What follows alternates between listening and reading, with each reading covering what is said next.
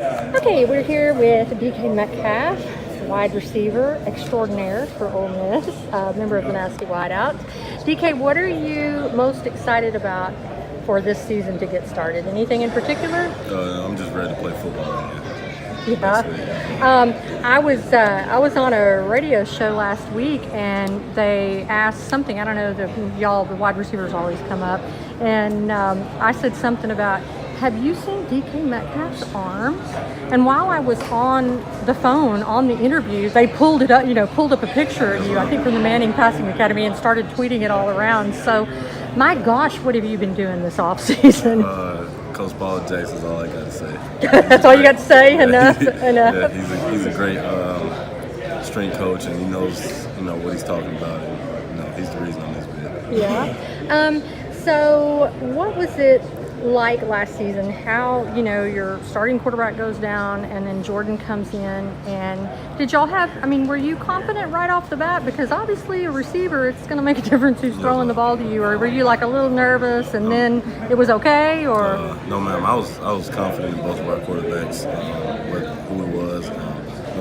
Jordan stepped in, did an awesome job, just coming in, just doing what he could for the team, and it paid off for him, it paid off for the team, and I just can't wait to see what he does this season. Do you think that y'all, now that he's had the rest of last season and then a spring under his belt, can y'all kind of open your offense up a little, do a little more coming this fall? We're not going to change the offense. The offense is what it is, but just to get the chemistry down, the timing down, it's really going to make a difference in it. I'm excited about the Nasty Wideouts this season, from Dante Moncrief and Laquan Treadwell, what they instilled in this program.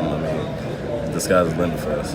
DeMarcus mentioned that too, the guys before you. And will you try and kind of take under your wing new guys coming in, the younger players? They already seen the work that we put in. They already know the standard from the day that they got here, from when they were being recruited by Coach Peeler. So everybody who comes here knows the standard, and they know what they're getting. And if they don't live up to it, somebody will point it out to them. Somebody else. Basically, yes, sir. Yeah. Okay.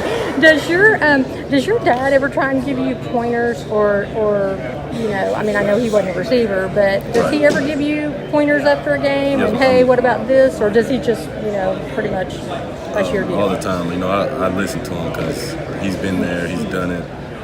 He's gone through the process, so anything he has to say, I'm all ears, taking it in, just listening to him. Whether he was an offensive lineman, he's seen the receivers in the league and the work that they put in. So. Right.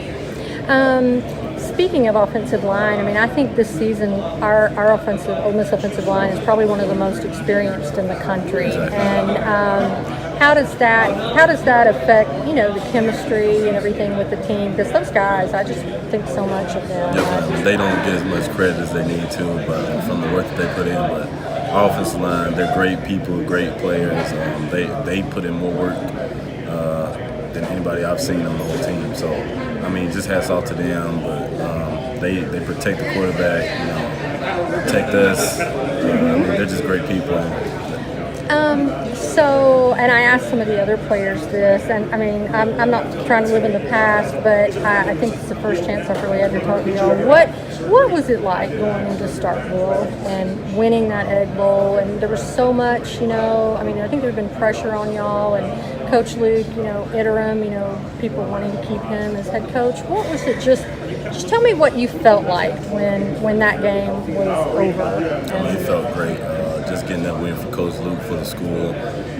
Just for the whole program, it was a great win.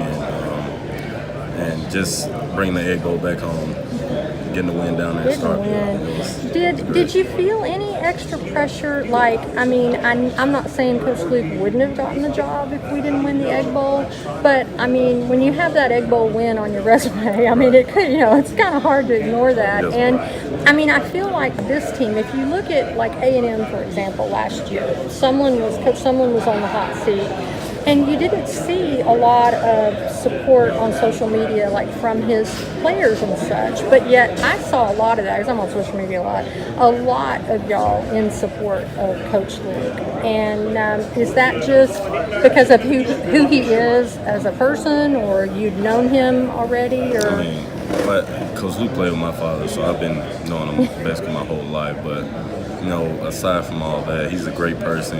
He's a player's coach, so you know he wants what's best for us in the long run. And that's what I really like about him. And you know, he's a hard-nosed coach. He's gonna tell you how it is. I mean, Coach Luke's just down to earth, truthful guy. When he got the head coaching job, he said he wasn't gonna buy a fancy car. He's gonna keep his truck. So that's Really? Yeah. That's spoke volumes. Yeah. How excited were you when they introduced him?